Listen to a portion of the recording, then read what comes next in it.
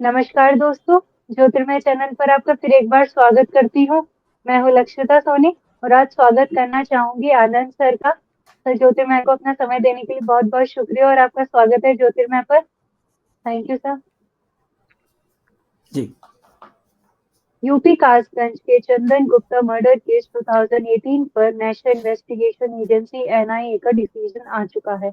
Additional district जज विवेकानंद शरण त्रिपाठी ने 28 अक्यूज को उम्र कैद की सजा सुना दी है। सबसे पहले जानते हैं चंदन गुप्ता मर्डर केस था क्या। बात है 26 जनवरी 2018 की, जब चंदन गुप्ता अपने भाई तिरंगा यात्रा के दौरान कुछ मुस्लिम लड़के गवर्नमेंट कॉलेज के बाहर गेट के बाहर रोककर उन्हें सबसे पहले उन्हें रोका और उन्हें कहा कि पाकिस्तान जिंदाबाद कहो तो ही तुम्हें आगे जाने देंगे। चंदन गुप्ता ने इसको मना कर दिया कि वो ऐसा नहीं करेंगे, तो उन्होंने पत्थरबाजी गोलीबारी शुरू कर दी और इसी वजह से सलीम की गोली चंदन गुप्ता को जाकर लगी।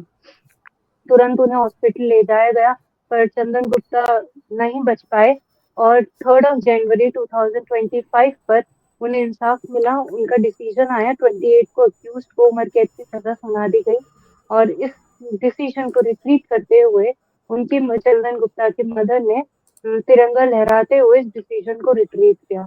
आनंद सर, आपसे जानना चाहूंगी कि अगर इनको पाकिस्तान इतना प्यारा है तो यहाँ रहकर नमक हलाली क्यों करते हैं, वहीं जाकर क्यों नहीं रह जाते। आज मैं एक अरबी महिला को सुन रहा था जो आज दुनिया में नहीं है। शायद 2021 में वगैरह उनकी डेथ हो गई थी। उनका नाम है लाले बख्तियार। ये कुरानिक स्कॉलर है। ठीक है। कुरान पे और इस्लाम पे उनकी लगभग 20 किताबें लिखी हुई है। ये एक पढ़ी लिखी महिला थी, अमेरिका में रहती थी और अमेरिका में उन्होंने इंग्लिश में किताबें लिखी है ये। तो उनका जो वीडियो था, उस वीडियो में उन्होंने कुफर का एक डेफिनेशन दिया है। वीडियो काफी लंबा है, 2 मिनट में उन्होंने कुफर का डेफिनेशन दिया है, जो कहती है कि कुफर का मतलब है, जो उनके उनके समझ में जो आया, वो कहती है कि कुफर का मतलब है अनग्रेटफुल होना। जो आपको मिला है उसके लिए आप ना शुक्र है, शुक्रगुजार नहीं है, एहसान फरामोश है आप। ठीक है। तो ये जो एहसान फरामोश है, उनको वो कहते हैं कि वो काफिर है। एहसान फरामोशी कुफर है। तो जब आप एक कहते हैं कि इनको पाकिस्तान इतना प्यारा है तो ये यहां रहते क्यों है, तो असल में यही तो असली काफिर है। अगर एहसान फरामोशी की बात करें तो यही असली काफिर है। और जो हरकतें करते हैं तो वाजिबुल कत्ल भी यही है, उसके बाद में आएंगे। लेकिन सीरियसली बात यह है कि उनको पाकिस्तान बिल्कुल प्यारा नहीं है। आप उनको कहें कि पाकिस्तान जाओ, उन्होंने तो कहा उसे कि पाकिस्तान जिंदाबाद के नारे लगाओ, और ये कहते थे कि ना झंडा फेंक दो नीचे, और उसको गोली मार के उन्होंने झंडा झंडा नीचे फेंका। चंदन गुप्ता ने मरते दम तक झंडा छोड़ा नहीं, तो उसको गोली मार दी और झंडा नीचे फेंका। ठीक है। उन्होंने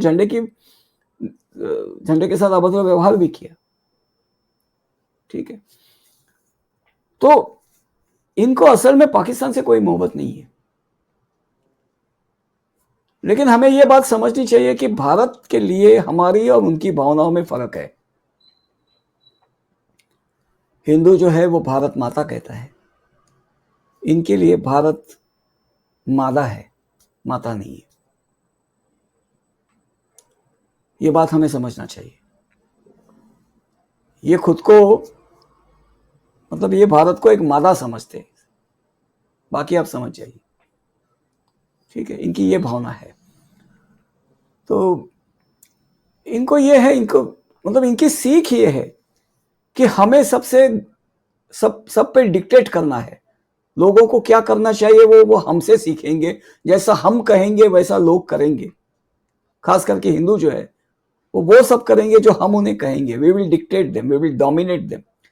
और अगर हम उन्हें डोमिनेट नहीं करेंगे तो हम नरक में जाएंगे। ये उनका अंधविश्वास है, और उसी अंधविश्वास के तहत ये इस तरह की हरकतें करते हैं। अगर आप उनको कहें कि भाई जाओ पाकिस्तान और पाकिस्तान में धकेल दो ना, पांव पड़ेंगे आपके, अरे नहीं नहीं नहीं, माफ माफ माफ माफ कर दो, गलती हुई करके। उनका नहीं जाना है पाकिस्तान। अब पाकिस्तान भी क्या है, देखिए बिना काफरों के ये कुछ नहीं है। काफर उनको क्यों चाहिए लूटने के लिए? देखिए भेड़िए जो है ना, मतलब आप जहां स्नो स्नो रीजन्स जहां है, अमेरिका में कई ऐसे रीजन्स है जहां, या कनाडा वगैरह में नियर आर्कटिक सर्कल वगैरह, वहां पे कई रीजन्स है, या रशिया वगैरह में भी, वहां पे भेड़िए जो है ना बहुत माइग्रेट कर जाते हैं। क्यों माइग्रेट करते हैं जानते हैं आप? वहां अवेलेबल जो भी प्रे है उनको वो सफाचट कर जाते हैं। Wolf is a senseless killer. आप देखिए शेर है, मतलब सिंह है, बाघ है, चीता है, चीता नहीं लेपर्ड है, तेंदुआ, ये सेंसलेस किलर्स नहीं है, पेट भरने के लिए मार के खाते हैं। भेड़िए का वैसा नहीं है। भेड़िए के मेरे पास 2 वीडियोस है, नेट पे हैं वो वीडियोस। एक वीडियो में कोई मुस्लिम कंट्री में ही था, वो शायद तुर्की या ईरान कहीं होगा, मुझे भाषा समझ में नहीं आई ठीक से। भेड़िए ने बाड़े के अंदर एक रात में 2 भेड़ियों ने मिलकर 30 भेड़े मारी। क्यों? मतलब पड़ी हुई है सब भेड़े, सब मरी हुई पड़ी हुई, 30 मारी उन्होंने। क्यों मारी? और ढंग से खाई एक भी नहीं। एक भेड़ में भी, नमस्ते हरिमोहन जी, नमस्कार। नमस्कार, एक भेड़ में भी दोनों का पेट भर के ज्यादा रह जाता। उन्होंने ढंग से एक को भी खाया नहीं, 30 को मार दिया। एक भाग गया, एक पिंजरे में ट्रैप में कैद हुआ, उसको बाद में मार दिया होगा उन्होंने। तो दूसरा एक वीडियो है, ये अल्बानिया का है, जहां पे वो ब्लैक एंड व्हाइट वीडियो है, जहां पे भेड़ों के बाड़े में एक भेड़िया घुस आता है। और भेड़िया कुत्ता फैमिली का ही है, आप जानते हैं इस बात को, कैनाइन ही है भेड़िया भी। Yes sir. तो वो भौंकता है जोर से, और ये भेड़े सब है ना, मान लीजिए पीटी के लिए खड़े, मतलब रोल कॉल दिया है, ऐसे खड़ी हो जाती है लाइन में एक कतार में, और वो एक एक को खींच के फाड़ता है। 3 भेड़े मारता है पकड़ के। वो भेड़े कुछ प्रतिकार भी नहीं करती, मतलब वो भेड़े अगर समझो ज्वाइन हो जाए, उनको बट करे ना, सर से टकरा दे, तो उसका कचूमर निकल जाए। भेड़ उसकी साइज की है, लेकिन बस ऐसे ऐसे थरथराती खड़ी रहती है। फिर कुत्ता आता है, और कुत्ता उसके साथ लड़ता है, उसको बाहर खींच के ले जाता है, मारता है वगैरह वगैरह, वो सब होता है। लेकिन भेड़े उसको मार सकती है, मारती नहीं है, मर जाती है। 3 भेड़ों को फाड़ता है, वो खाता नहीं है, फाड़ता है। और कुत्ता ना आता तो पता नहीं कितनी मारता। तो ये बिहेवियर है इनकी, भेड़ियों की। भेड़ों को अपनी बिहेवियर बदलनी पड़ेगी, लेकिन ये भेड़ियों की ये बिहेवियर है। तो कासगंज में जो हुआ, ये एक्चुअली उनका भेड़िया कॉम्प्लेक्स है।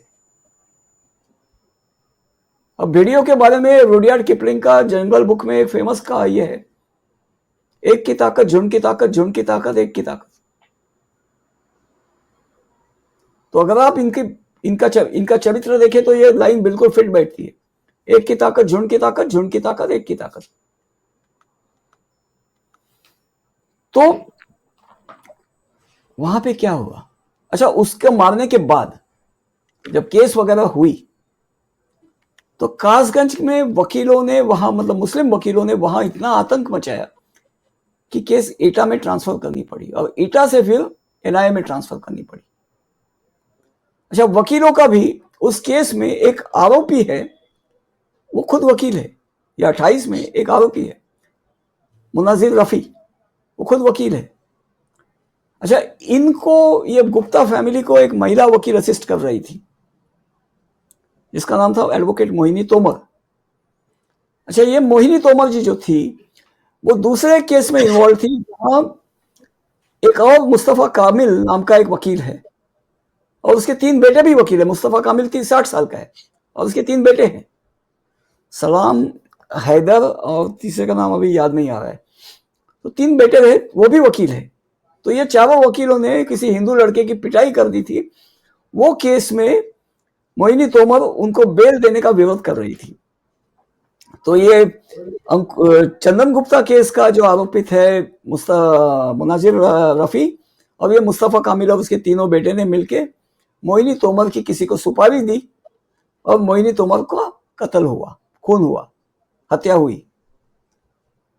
मारने वाले हिंदू थे, जिन्होंने हत्या की वो हिंदू थे। ठीक है, एक विक्रम फौजी है, कोई मिश्रा जी है और कोई रेणु नाम की महिला है और एक आदमी है वो मुसलमान था, फरार हो गए। वो फरार है, दोनों फरार है। विक्रम फौजी और वो मुसलमान है वो फरार है, बाकी मिश्रा और रेणु पकड़े गए हैं। और ये मोहिनी तोमर का जो शव था वो कैनाल में फेंका हुआ मिला। अब हिंदू मारने वाले थे तो शायद उनके साथ मुसलमान वाली हरकत नहीं की गई है, लेकिन इतना तय है कि इतना फॉरेंसिक में ये पाया गया कि उनको डुबा के नहीं, वो डूब के मरी नहीं है। पानी फेफड़ों में या पेट में वगैरह जो पानी, फेफड़ों में पानी खास करके जो डूबने पर जाता है वो नहीं था, तो मार के कैनल में फेंक दिया गया था। और उनको मतलब उनके पति ने उनको कासगंज कोर्ट के बाहर छोड़ा था और पति अपने काम पे निकल गए और इन्होंने उनको वहां से उठा लिया, अपहरण कर लिया। मोहिनी तोमर जी का फोटो दिखाइए, मैंने आपको ट्रांसमिट किया है, जरा दर्शक भी देखें। आप शेयर कर सकती हैं? जी सर, लगा दी जाएगी, शेयर कर दी जाएगी। हाँ ठीक है, बीच में दिखा दीजिएगा। तो ये 40 वर्षीय महिला एडवोकेट थी जिसका उन्होंने हत्या कर दी। और यहां मैं अभी चंदन गुप्ता को लेकर एक बात कहना चाहूंगा, उन्होंने चंदन गुप्ता को नहीं मारा है। मतलब जो कोर्ट की कई जगह पे हेडलाइन थी कि premeditated murder plus premeditated violence, not premeditated murder, क्योंकि जब आप प्रीमेडिटेटेड मर्डर करते हैं तो आपका टारगेट तय है कि भाई ये आदमी का मुझे मर्डर करना है। ये चंदन गुप्ता का मर्डर नहीं है। प्रीमेडिटेटेड वायलेंस ये था कि ये तिरंगा यात्रा आएगी तो उसका इस तरह से विरोध किया जाएगा, गोली चलानी पड़े तो चलाई जाएगी। तो गोली चलाई गई और उस गोली के सामने जो आया, गोली जिस पे चलाई गई उस व्यक्ति का नाम चंदन गुप्ता था, क्योंकि उसने तिरंगा पकड़ा था और तिरंगे को फेंक देने को जब उसे कहा गया, पाकिस्तान जिंदाबाद का नारा लगाने को कहा गया, उसने दोनों चीजें करने से मना कर दिया तो उसको गोली मारी गई। तो चंदन गुप्ता डटे रहा, उसके लिए तो उसको मैं प्रणाम ही करूंगा, लेकिन गोली चंदन गुप्ता को नहीं मारी गई। भारत माता की जय वो नारा लगा रहा था, भारत का झंडा उसने पकड़ा गया था, गोली भारत पे चढ़ाई है, चंदन गुप्ता पे नहीं। भारत के नाम पे चंदन गुप्ता ने उस गोली को खाया है, अपने प्राणों का बलिदान दिया है। दोनों में फर्क है जो हमें समझना चाहिए। इसे चंदन गुप्ता मर्डर कह के बात खत्म नहीं होती। ये चंदन गुप्ता मर्डर नहीं है। आप समझ रहे हैं हरिमोहन जी? इसे चंदन गुप्ता मर्डर न माना जाए, it's a much greater crime. उसे चंदन गुप्ता समझकर नहीं, एक हिंदू देखकर, तिरंगा उठाया हुआ हिंदू देखकर मारा गया, एक भारतीय समझकर मारा गया, पाकिस्तानी माइंडसेट के साथ मारा गया। रामखोर जो पाकिस्तानी नहीं, वो पाकिस्तान जिंदाबाद का नारा बोलने, लेकिन पाकिस्तान से उनका कोई लेना देना नहीं है। ये बेसिकली इस्लामिक माइंडसेट है। पाकिस्तानी मानसिकता का मतलब ये कि इंडिया का विरोध, हर हालत में इंडिया को खत्म करने का माइंडसेट। पाकिस्तानी करीब, फलस्तीनी करीब और पड़ोस में रहने वाला हिंदू दुश्मन, ये उस मानसिकता को दर्शा रहा है जब वो पाकिस्तान जिंदाबाद के नारे लगा रहे हैं।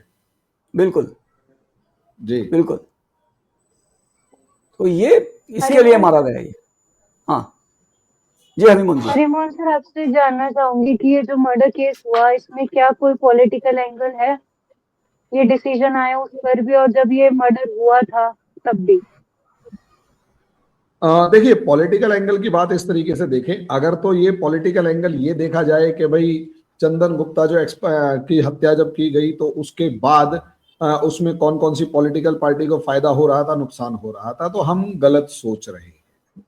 यहाँ मैं किसी बीजेपी, कांग्रेस, समाजवादी पार्टी की बात नहीं कर रहा।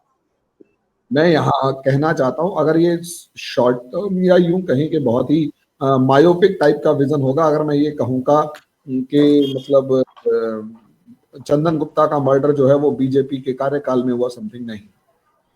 असलियत में चंदन गुप्ता का जो मर्डर हुआ है वो वास्तव में चंदन गुप्ता नहीं, एक हिंदू का मर्डर हुआ है। उसे हिंदू समझ के मारा गया है। भारत का झंडा उठाने वाले एक व्यक्ति को देखकर मारा गया है। उसे पहले कहा गया कि झंडा नीचे फेंक, और जब ये कहा जा रहा है कि झंडा नीचे फेंक और उसके बाद अगर मर्डर किया है, तो इसका मतलब सीधे तौर पर क्या है? इसका मर्डर मतलब सीधे तौर पर यह है कि सामने वाला जो ग्रुप था पाकिस्तान जिंदाबाद के नारे लगाते हुए, वास्तव में वो भारत के विरोध में खड़े हैं। उनके दिल में भारत की, उनके दिल में भारत से नफरत बसती है, और इसलिए झंडा उठाने वाला जो है वो भी नफरती है, वो उससे भी नफरत है, और जानबूझकर उससे कहा झंडा फेंक, इसका मतलब सरेंडर। अच्छा, एक बात बताओ, हाँ? नफरत जो शब्द है, नफरत, ये भारतीय तो नहीं है, ईरानियन है साहब, पर्शियन। ठीक है, भारतीय नहीं है, ठीक है। नफरत का भारतीय भाषा में पैरेलल शब्द जानते हैं आप? शायद नहीं। आप? नहीं सर। ओके, भारतीय भाषा में उसका पैरेलल शब्द है नहीं, नहीं, नहीं। इंग्लिश में हेट्रेड है जो बराबर है, ठीक है, लेकिन घृणा और तिरस्कार जो दोनों बताए जाते हैं वो नफरत नहीं है। नफरत की भावना उसमें नहीं आती। नफरत की भावना जिसमें एग्जैक्ट है वो शब्द है विद्वेष। विद्वेष, ठीक है, ओके। और ये शब्द हम लोगों को अगर मालूम भी है तो याद क्यों नहीं आता? देखिए, कुछ दिन पहले जयपुर डायलॉग्स पे मैंने यही सवाल पूछा था। संजय जी, नीरज जी से मेरी पहले इस विषय पे बात हुई थी तो उन्होंने बता दिया। संजय जी को याद नहीं आया। संजय जी बड़े विद्वान व्यक्ति है, उसमें कोई शक नहीं है। उनको ये शब्द मालूम तो था लेकिन याद नहीं आया। क्यों नहीं याद आया? इसका कारण बताता हूं। क्योंकि विद्वेष, ये भावना जो है ना, इसकी हमारे यहां कोई प्रतिष्ठा नहीं है। हम विद्वेष को सम्मान नहीं देते। तिरस्कार क्या है कि भाई हम दूरी बनाते हैं उससे। घृणा क्या है कि हम उससे दूरी बनाते हैं। लेकिन नफरत जो है, वो नफरत आपको हत्या करने को भी प्रवृत्त करती है। विद्वेष आपको किसी से हत्या करने को प्रवृत्त करता है। तो विद्वेष का हमारे लिए सम्मान नहीं है। नफरत भारत में इस्लाम के साथ आई है। अल्लाह नफरत करता है, इसलिए बंदे को, इसलिए मुल्ला को भी नफरत करना लाजमी है। उनके यहाँ तो नफरत की पूरी डॉक्ट्रिन है, अल वला वल बरा। उसके साथ मैं उस पर मैं आपके साथ कभी एपिसोड करूंगा। लेकिन ये पूरी नफरत की डॉक्ट्रिन है विच इज मतलब अकीदे का हिस्सा मानी जाती है। It's part of their belief system, Tenet of belief है, पिलर ऑफ बिलीफ है नफरत। यहां तक कि आपको अगर उनके फाउंडर से मोहब्बत नहीं करती तो आपका जीना फजूल है। आपको अपने माँ बाप, मतलब हर रिश्ते से ज्यादा आपको उनके फाउंडर से मतलब मोहब्बत होनी चाहिए। और ये कोई उसके रास्ते, मतलब उससे विरोधी जाए तो आपको उनको मार देने की तैयारी होनी चाहिए। तभी आप आशिक कहलाएंगे, सच्चे आशिक कहलाएंगे आप। नहीं तो आप भी मारे जाने के काबिल है, ठीक है। तो ये नफरत जो है वो इस्लाम लाया है भारत में। मोहब्बत, नफरत दोनों शब्द इस्लाम ले आया है। तो नफरत आपने जो कहा, वो नफरत को समझाना भी मेरे हिसाब से जरूरी था। तो चंदन गुप्ता के, मैं एक लास्ट अपनी लाइन कहना चाहूंगा। मुझे थोड़ा सा अभी टाइम का कंस्ट्रेन है, लेकिन मैं आपसे बात करके सच में बहुत मजा आता है सर। लिटरली आपसे बात करके मजा आता है। इस वजह से मैं कोशिश पूरी करता हूं कि मैं आपके साथ कोई ना कोई सेशन जरूर ज्वाइन करूं, क्योंकि बैठे बैठे आप क्या कहना, नहीं आप क्या कहना चाहते थे? मैं वही कहना चाह रहा था कि इंडिया वाला जो पार्ट था ना सर, उसके अंदर इंडिया से नफरत थी, और असलियत में लक्षिता ने क्वेश्चन पूछा था पॉलिटिकल का। तो मैं इतना कहना चाहूंगा कि वहां पर पॉलिटिकल, अगर छोटे पॉइंट ऑफ व्यू से देखा जाए तो पार्टी का पॉलिटिकल एजेंडा वहां नहीं था। वहां एजेंडा था हिंदुस्तान से नफरत का, हिंदुस्तान को बर्बाद करने का, हिंदुस्तान को तबाह करने का, हिंदुस्तान में गजवाए हिंद करने का। और उसमें कोई भी इंसान को जब ये कहा जाता है झंडा फेंक, तो इसका सीधा मतलब ये होता है कि सरेंडर। और जब तू सरेंडर कर देगा तो पहली बात तो वो जीत है, जब जीत नहीं होगी तो सरतन से जुदा, नहीं तो गोली मार दी गई। इस मानसिकता के साथ यहां किया गया। अच्छा, यहां मैं आनंद सर से पूछना चाहूंगा, अगर वो जवाब दें कि सर इसमें एक हाई कोर्ट के जज साहब, वो जो कोर्ट के जज साहब है, उन्होंने एक बड़ी इंपॉर्टेंट पॉइंट किया है, मुझे लगता है हमें उस पर भी डिस्कस करना चाहिए, और मैं आपसे वही सुनना चाहता हूँ। बिल्कुल। देखिए, सबसे बड़ी बात है यहाँ पे कि जज साहब ने टिप्पणी जो की कि इतने सारे एनजीओज का इन्वॉल्वमेंट क्यों था। एनजीओज के उन्होंने नाम भी लिए और ये कहा कि ये एनजीओज को, मतलब कोई उसमें से 3 एनजीओज तो फॉरेन एनजीओज है, फॉरेन बेस्ड एनजीओज है। अरे भारत के एक शहर में एक कम्युनल झड़प होती है, इसमें इन एनजीओज को इतने साल इनको फंडिंग करने की क्या आवश्यकता। बात यह है कि हमेशा ये एनजीओज आते ही है, ये फंडिंग होती ही है। ये जो आरोपी है उनमें से किसी की ऐसी औकात नहीं है कि जो वकील रोके गए, उन वकीलों को रोकने की इन आरोपियों की औकात नहीं है। हर एक वकील की एक एक अपीयरेंस, मतलब बड़े बड़े वकीलों की एक एक अपीयरेंस की जो फिल्म फीस होती है, उसमें तो इन लोगों की जिंदगी संवर जाए, इतनी इतने इन वकीलों की फीस होती है। इन आरोपियों की क्या औकात होती है। तो कौन पैसे भरता है इनके? ये एनजीओज भरते हैं। क्यों भरते हैं, क्या जरूरत है? तो एनजीओज का जो रोल है भारत के, मतलब जो जो कहते हैं ना, गजवाई हिंद नहीं, क्या है वो, ब्रेकिंग इंडिया। तो ये जो ब्रेकिंग इंडिया का जो ये प्लॉट है, it is not just a conspiracy theory, it is not a theory, this is the proof of the conspiracy. ये जो ऑर्गेनाइजेशन से पैसा दे रही है इसके लिए, ये ब्रेकिंग इंडिया की कॉन्स्पिरेसी का प्रूफ है, थियरी नहीं है। कॉन्स्पिरेसी थियरी कब कहा जाता है? मजाक उड़ाने के लिए, रिडिक्यूल करने के लिए, कि अरे हाँ इनकी तो कॉन्स्पिरेसी थियरी है। जैसे इनकी चपटी धरती को कहा जाता है ना, चपटी धरती थियरी, वैसे कॉन्स्पिरेसी थियरी कहा जाता है। But breaking India is not a conspiracy theory. ये लोगों का जो पैसा है, फॉरेन के इनका पैसा है। और ये क्यों पैसा दे रहे हैं, इनको क्या लगी है? Why are Muslims abroad contributing to fomenting trouble in India? Why are they contributing to subduing India? बात यहां आती है अंधविश्वास की, क्योंकि उनको ये मानते हैं कि जब गजवाई हिंद होगा और भारत में इनका राज्य होगा, भारत इस्लाम के झंडे तले आएगा। झंडे तले मतलब काफिरों को, ये काफिरों के साथ ये मनमर्जी कर सकेंगे, ये झंडे तले आने का मतलब है। तो भारत इस्लाम के झंडे तले आएगा, तो उसके बाद इजराइल के साथ इनका जो मतलब फाइनल जंग वगैरह होगी। लेकिन उसके पहले, इजराइल को निपटने के पहले या यहूदियों को निपटने के पहले गजवाई हिंद होना जरूरी है। तो ये सुपरस्टिशन के तहत ये इसको पैसे देते हैं और ये मानते हैं कि जो जगहें हमने कब्जाई थी, वो जगहें हमें वापस कब्जानी होगी।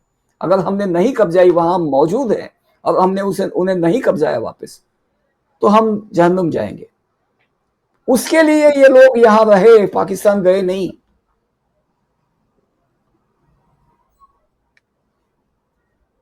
भारत में रहना उनका चॉइस था। यस, उनका चॉइस था। क्यों चॉइस था? क्योंकि ये जगह वापस कब्जानी थी, उस पर वापस इस्लाम की हुकूमत लानी थी। इसलिए ये लोग यहां रहे हैं। जब ये कहते हैं ना कि अवल मतलब जो गए, हमारे पेरेंट्स ने भारत में रहना अपना चॉइस समझा। क्यों चॉइस समझा? ये हमारे लोगों की मूर्खता थी कि नेहरू को जूते नहीं मारे। अगर नेहरू को ढंग से जूतिया दे ना, तो ये चिरांद मिट जाती भारत से। वैसे भी आज देखिए, बात एक होती है, एक अंग्रेजी एक सुभाषित है, eternal vigilance is the price of peace. आपने सुना होगा, हरिमोहन जी, आपने भी सुना होगा। उसमें मैं जोड़ूंगा, एक वाक्य जोड़ूंगा, specially when the peaceful is your neighbour.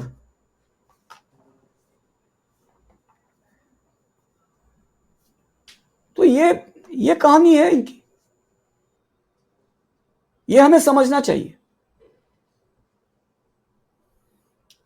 तो कुल मिला के वो जज ने, अच्छा उसमें एक और जज ने एक उन ऑर्गेनाइजेशन के नाम लिए, उसमें से एक ऑर्गेनाइजेशन का नाम मैं लेना चाहूंगा, वो है PUCL, people union of civil liberties. ये ऑर्गेनाइजेशन भले दिखता है हमें कि जयप्रकाश नारायण ने स्थापित की थी, लेकिन जयप्रकाश जी तो इंदिरा के रहते हुए निपट गए। जयप्रकाश खुद भी वामपंथी थे, हालांकि इनके जितने बदमाश वामपंथी नहीं थे। वामपंथियों में कुछ शरीफ लोग भी हुआ करते थे पहले के जमाने में, आज नहीं होते। आइडियलिस्ट आज वहां नहीं होते, आज सबको आइडिया होती है कि क्या करना है। तो जयप्रकाश जी उस जमाने के व्यक्ति थे, निपट गए। अब इसमें जो जुड़े हैं वो जो कोबाड़ गांधी था, है अभी जिंदा है, विनायक सेन और पुष्पा भारद्वाज, ये अर्बन नक्सल्स में पकड़े गए हैं लोग। ये people union of civil liberties से, और ये पीयूसीएल ही है जिसने नोटा के लिए पीआईएल किया और कानून पास करवाया। और नोटा फ्रॉड के सिवा दूसरा कुछ नहीं है। क्रिमिनल फ्रॉड है भारत के साथ नोटा, इस बात पे मैं कायम हूं, तो साबित कर सकता हूं कि क्यों फ्रॉड है। 2 मिनट है हरिमोहन जी इसको बात करने के, नोटा क्या है?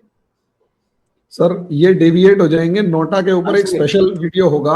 अब आपने 2 टॉपिक्स दे दिए हैं जी, आप वो वाला टॉपिक कंटिन्यू कीजिए, क्योंकि हम ये 2 टॉपिक आपसे और करवाने नहीं तो वाले हैं। यहाँ ठीक है, तो यहाँ मैं इस बात को खत्म कर देता हूं कि इन एनजीओज को चिन्हित करके उनके नाम लेना, एनजीओज हमेशा रहे, लेकिन पहली बार किसी जज ने उनका नाम लेकर बोलने की, दे हैव बीन नेम्ड, ये फर्स्ट टाइम हुआ है। नहीं तो वो हमेशा क्या है, वो जैसे हाजिर नाजिर मांग के बात करो, तो हाजिर नाजिर नहीं भाई, उनकी हाजिरी को ना बताया भी गया कि ये हाजिर है। ये बात को हमें आगे रखना चाहिए। चंदन गुप्ता की केस का, और दूसरी बात, इस केस का ये फैसला आया क्यों आया? अखिलेश की सत्ता होती तो ये फैसला आता? लोगों को ये पूछना चाहिए कि अखिलेश यादव की सत्ता अगर सपा इसमें होती या सेंटर में कांग्रेस की सत्ता होती तो ऐसा फैसला नहीं आ सकता था। केस इतनी खींची जाती कि लोग मर भी जाते। कोई जज उस पर मतलब होता ही नहीं। जज ही बोलता, मतलब जो जैसे ये किसके लिए बोला था, कश्मीरी पंडितों के लिए बोला था या किसके लिए बोला था कि ये तो बात पुरानी हो गई। That was a very callus remark कि ये बात पुरानी हो गई। मतलब कहने वाले व्यक्ति को भारत की टेरिटोरियल इंटीग्रिटी से वगैरह कोई लेना देना नहीं था। कल इसको, इन मामलों को मैं केवल हत्याओं के परिप्रेक्ष्य में नहीं देखता। When people die, when people are killed, उनकी फैमिलीज वहां से जमीन छोड़ के भागती हैं। ये हत्याएं मर्डर्स नहीं होती। मर्डर होता है, पर्सनल होता है, व्यक्तिगत दुश्मनी होती है तो उसमें मर्डर होता है। तो एक मिनट,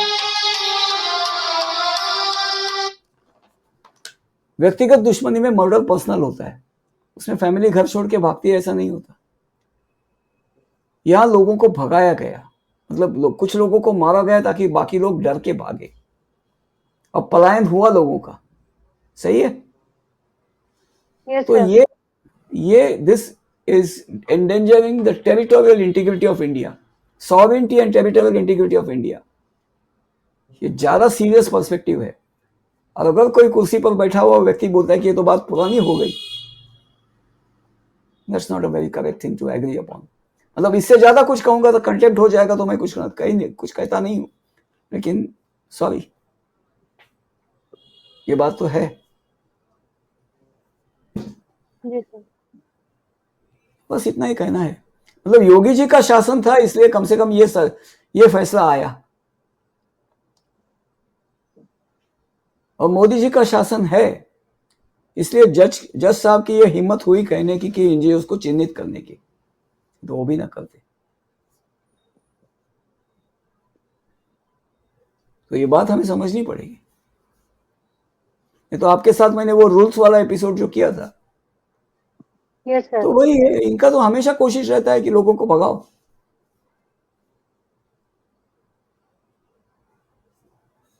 दैट्स इट। तो ये डिसीजन आने से भले पेट्रियोटिज्म की जीत हुई है, पर एक अपने लिए ये शर्मनाक हार है कि जो लोग भारत के नहीं है, भारत माता की जय कहने में जिनको शर्म आती है, वो अभी भी इस जमीन पर सांस ले पा रहे हैं। और सर, जिस तरीके से आपने विद्वेष और जजिया हिंद को जिस तरीके से इंफॉर्मेशन दी, एकदम दिमाग को खोल देने वाली बात थी, जिस तरीके से आपने समझाया, इंफॉर्मेशन बताई, उसके लिए बहुत बहुत शुक्रिया। अपना कीमती समय देने के लिए ज्योतिर्मय को बहुत बहुत धन्यवाद। इसी के साथ ही सेशन यही एंड करते हैं, फिर आएंगे आपके लिए नए मुद्दे को लेकर। तब तक के लिए ज्योतिर्मय को सब्सक्राइब जरूर करें, ज्यादा से ज्यादा शेयर करें। Thank you sir.